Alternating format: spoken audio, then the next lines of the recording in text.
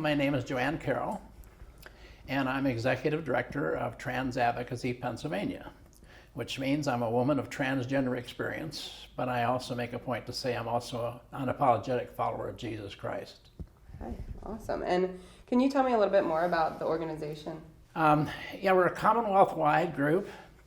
Our goal is to conduct education as much as we can to try to help groups and people understand what the transgender experience is about, because it's so misunderstood. If you're comfortable, would you share your coming out story? I was always good friends with the other little girls in my neighborhood, and I say other little girls because that's how I identified inside. And but that was difficult growing up because obviously that puts you as an other, and that makes you a target for all the bullies in the world, and that's what life was like. So obviously I sublimated that as much as I could. I tried to internalize everything so that nobody would know. I never shared that with anybody. I mean, just basically kept it a secret till about, my late 50s. And then I came out to my then ex-wife and came out to my mother.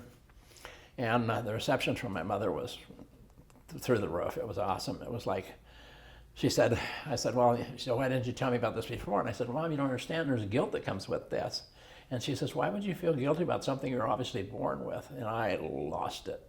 So where are you from, and how long have you been in Lancaster? I was born in Calgary, Alberta, Canada. Okay. And my parents, without my vote, decided to move when we were 7. And ended up in St. Paul, Minnesota. That's where I grew up. And spent roughly 20 plus years in the Air Force. Retired, and then went in the hospitality industry and transitioned in 2001. And my first girl job was here in Lancaster at what's now the Holiday Inn downtown. It was the Brunswick back then. Yeah, can you tell me a little bit more about your military experience? Well, there's a couple of components to it you need to understand. Okay. And that is, anyone with my kind of experience goes through one heck of a lot of denial, because you're trying to put aside that part of yourself because it's such an incongruity. And so, needless to say, I tried to find everything. From about the time I was 11 or 12 years old, I found everything I could that was macho. So October is LGBTQ plus History Month. What does that mean to you? Well, for me, every month's LGBT month. I live as a full-time female. And my job is not cycled around October. It cycles around all 12 months of the year. Mm-hmm. It's good that we at least set aside some time. Of course, November's Trans Awareness Month, culminating with the Trans Day of Remembrance on the 20th of November. So there's a lot of different things. Trans visibility is in March. There's all kind of events year-round that we hope are causing people to focus on the challenges that are faced by the LGBT community. So what are your hopes for the future? Well, I would like to quote the former director of the National Center for Trans Equality, Mara Kiesling, and she said, we didn't come this far to only come this far. Mm-hmm. Obviously, I don't want to live in a dystopian world.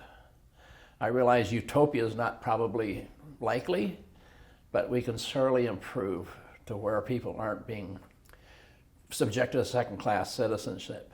Now, here's the thing I need for you to understand, and that is that I'm not just advocating on behalf of the trans section of the LGBT community. I am an advocate for anybody who's part of the marginalized community.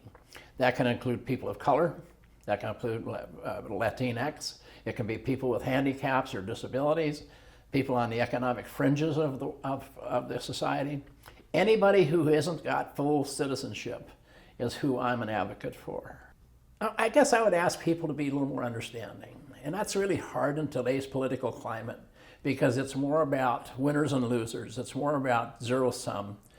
If somebody's got to win, somebody's got to lose. I want you to lose and I want me to win. We got to get into the mentality again of being a nation that's not divided by our politics or our faith or our ideals, and get more into about, okay, how can I make your life better?